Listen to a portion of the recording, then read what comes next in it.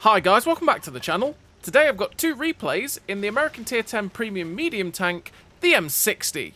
Now if you do like the video, as always, don't forget to like and subscribe down below, as it really does help out the channel. And yes, we've got a bit of a weird one for you in the M60, and that is that we've got two replays on the same map from the exact same spawn. But that's because we're going to have two very good replays, or two very good results in the M60 in this. And I've had those sitting around for a while, because I believe it was either the first one or the second one was actually me playing the tank to just go get a thumbnail for a video on the M60 a wee while ago. And so it's just sat there for ages, and then I had another one a bit, you know, a bit after it that was, I think, this one, this replay here.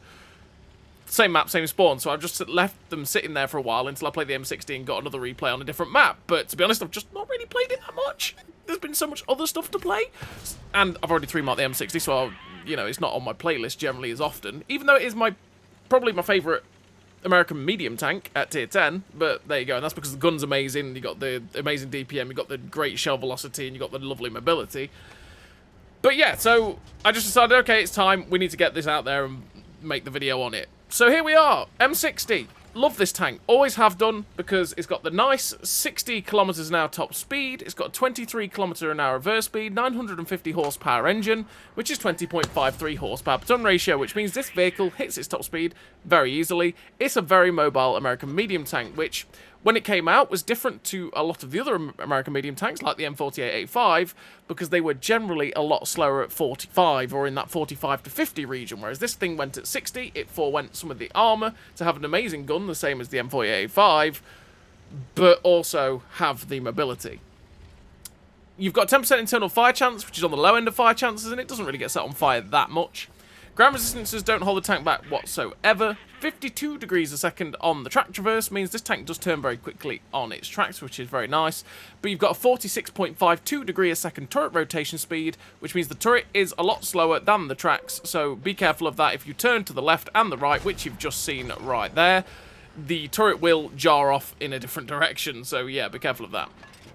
With the build that I run, we've got 334 meters of still concealment, which is not the best concealment in the universe, and 359 meters of on-the-move concealment, which again is not the best concealment in the universe. It's just like the rest of the American medium tanks at tier 10, where they don't really have the best camo in the universe, as they are rather large, bulky tanks. But if you were to run something like the camo net instead of the vents, which I run on the M60, you could still get it down to 295, which is still fairly respectable. And your vents is a bit overkill, but it does help it just maximise everything on the tank generally. So, like the 550 metres of view range, which is absolutely overkill, but it's absolutely phenomenal at racking up spotting damage because of that. You devalue people's camos massively. I mean, you can spot people at greater distances, and that way you will then get the assistance damage racking up very quickly, especially on maps like Proc or Mali or something like that. You spot people that you wouldn't expect to, just because you view range is that mental. But to be honest, because the view range is already so good, you don't really have to run something like optics. If you wanted to run vents, you could run the camo net instead of optics, that sort of thing. There's lots of flexibility with the M60. You've got a 0.65 accuracy during rotation, with a 1.37 accuracy during movement, and that is without the gun stabilizer, which is absolutely amazing on this vehicle, same as it is on the M48A5, or very similar to the M48A5, I should say, in that you don't need a gun stabilizer, the aim circle doesn't bloom out that much, and it is very, very nice in terms of its gun handling, so you can focus on other things. You've got 0.26 accuracy at 100 meters as well, which is very accurate, and again, when you get this gun fully aimed in, you can hit those pixel shots through gaps like that very, very easily. And with a 1.44 second aim time, if the aim circle does bloom out, you can get it aimed in very, very quickly as well, which is also glorious for the M60.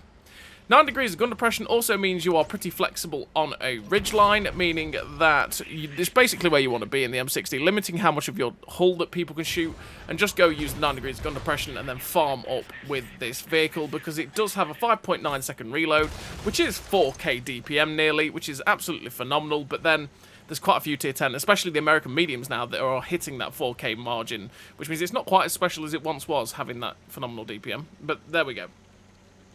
268 penetration on standard APCR rounds, with 350 heat pen, which is phenomenal, and 53 pen on the HE, with that 390 alpha and 480 on the HE, 1478 meters a second shell velocity on the standard APCR, with the 1173 meters a second shell velocity on the premium heat and HE, means that you do have to give a lot more lead at distance to be able to hit your targets with the heat and the HE, but they're still pretty good velocities as they're above average, and that APCR velocity is absolutely lovely. And your penetration on this vehicle is just absolutely incredible. You don't really struggle to pen anything, because if you struggle to pen things with 268 pen APCR, you just load 350 heat and you butcher them.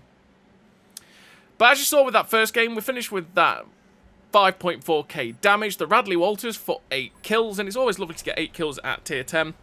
And when you've got such good DPM like 4k, yeah, you can rack it up very quickly to get the kills, because as soon as someone's one shot, it's almost like the blink of an eye to be able to get the shots downrange and finish someone else off. And because, again, the penetration's so good, the velocity's so nice, you don't really struggle to pen things. But I've just told you all the stats for the M60, and by the way, in terms of bonuses, it's a tier 10 premium. It doesn't get any bonuses, so you don't get any silver extra or anything like that, so do bear that in mind. But for the M60 to have those stats, I do run Born Leader, Rapid Reload, Sixth Sense, Track Mechanic, Situational Awareness, Steady Aim, Snapshot, Run and Gun, the Camouflage Expertise, the Advanced Loader, Optics, and Vents. Optics and Vents to get the best out of everything I can on the tank, with the Vents to get the best DPM, the best aim time, the best accuracy during movement and rotation, you know, all that good stuff. We're just maximising at this point with the Vents. The Optics to get that amazing view range, which, by the way, is absolutely overkill, and you really don't need to do that. I just like having that absolutely mentally overkill view range. The Advanced Loader to make the best out of the DPM, which is very, very good.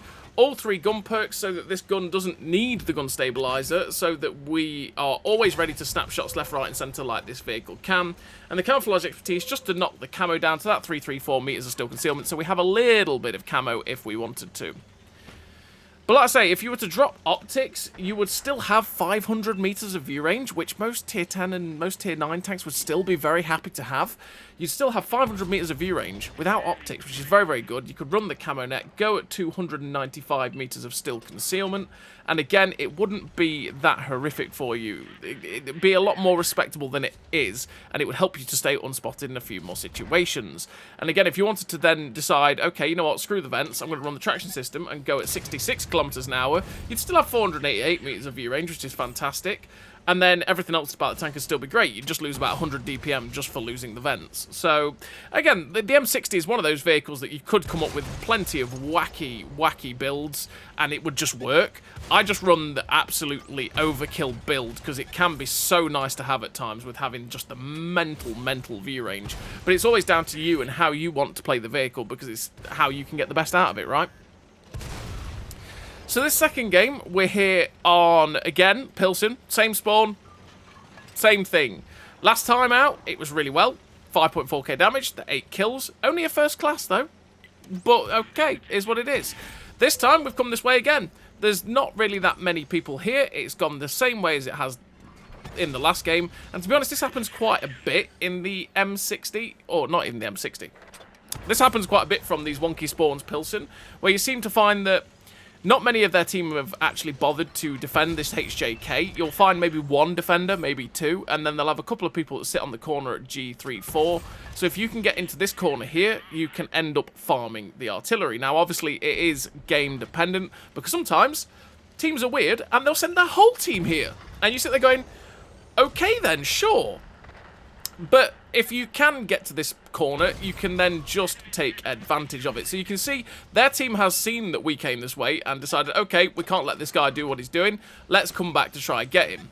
We're up to 3.5k damage. The 2 light tanks are now coming after us, so we're just backing up into a better defensible location to be able to keep the shots flowing into these guys. I want to get myself back onto the corner, but as I realised there, I actually can't, because there's a Death Star, which is a bit awkward. So we're just going to reverse around the Death Star, get myself into a better position for me to, again, defend myself. And again, I might have some support if I pull back to this position as well. And we're just keeping the shots flowing down range into these vehicles. As we get another shot there into the T-54 lightweight, hopefully finish him off, which we do. Now it's Mr. T100 LT's time to die, sir. And you can see I'm going for those tracking shots. I really want to keep him pinned, because that way if I track him, I know that with my fantastic DPM, I'll be able to just finish him off, because we want to get rid of it. So we're just going to drive around the corner, put one shot in. The E50M, is that's over there? Or the E50? Yeah, the E50M is still sat there waiting for us. I thought he might come and join his light tanks, but he never moved from that position. So with the T100 LT now running off, we're just going to focus down on the E50M. Now, that was a bit of lag. I don't know if you actually saw the ping spike there in the top left corner. I actually pulled the trigger, and then it did the whole thing where it goes, let me think about it. Now I'll fire! And you go, thank you, game. I really like it when you do that.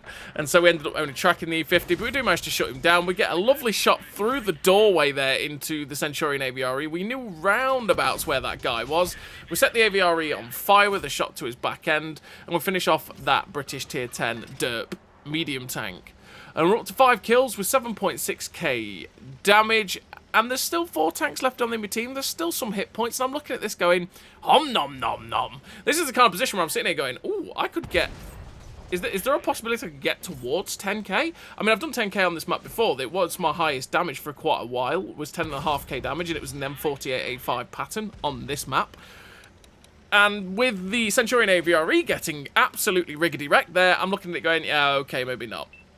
Maybe not getting up to 10k, but we can still get a lot as the UDES gets spotted there. There's another medium tank that's actually behind us, so we're just going to go focus on this UDES as the M48A5 behind us actually gets shut down by the Gorilla. So what I want to do is get a shot snapped into this guy and ram him. So we put the shot in, he bounces, we ram him. Hello, Mr. UDES, and he gets shut down by Mr. Gorilla 15. And we finished the game with a really great total there for the M60. Finished with the victory, 6 kills, 9.2k damage. The 1944 base XP with the Ace Tanker, the Pascuchas, the Top Gun, the High Caliber, and the Confederate Medal, which is just a really great game there for the M60. Weird that we had 2 games, same spawn, similar outcome of having a really nice game, but that's just how it happens sometimes. And yeah, 2 great games in the M60 there, which is, like I say, a tier 10 medium tank for the Americans that I do always enjoy playing, as it is just an absolutely solid medium tank to play. So as always, everybody, thank you very much for watching. I'll see you next time.